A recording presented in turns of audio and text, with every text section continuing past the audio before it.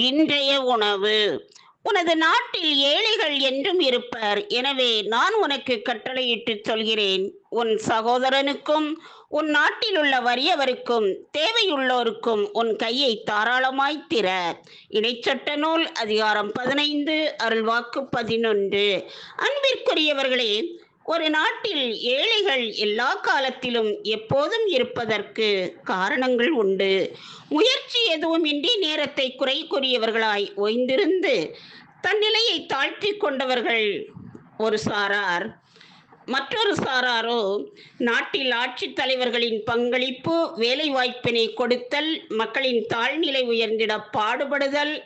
இந்நிலை மாறினால் ஏழையர் என்றும் ஏழையராகவே இருப்பர் என்று ஞானகுரு மாணவர்களுக்கு போதித்தார்.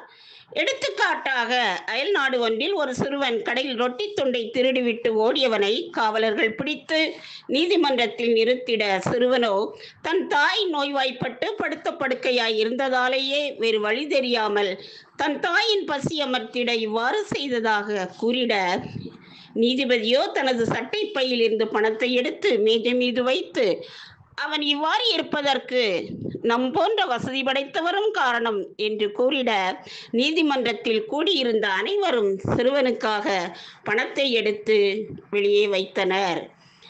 இனிமேல் இதுபோன்று தவறு செய்யாதே என புத்தி புகட்டி சேகரித்த பணத்தை மொத்தமாக அவனிடம் கொடுத்து அனுப்பி வைத்தனர் என்பது செய்தி என்று ஞானகுரு மாணவர்களுக்கு போதிக்க மாணவர்கள் அமைதி காத்தனர். காற்று தக்கவாறு இல்லை என்று காத்து கொண்டே இருப்போர் விதை விதைப்பதில்லை. வானிலை தக்கபடி இல்லை என்று சொல்லிக்கொண்டே இருப்போர் அறுவடை செய்வதில்லை. சபை உரையாளர் நூல் அதிகாரம் 11 அருள்வாக்கு 4.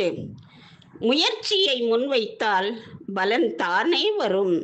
காரணம் எதுவானாலும் தேவையில் உள்ளோருக்கு உன் கையை தாராளமாய் திற என்னும் வாக்கை உள்ளம் பதித்து செயல்படும் நாளாய் இன்றைய நாள் அமைந்திட அனைவருக்கும் என் வாழ்த்துக்கள்.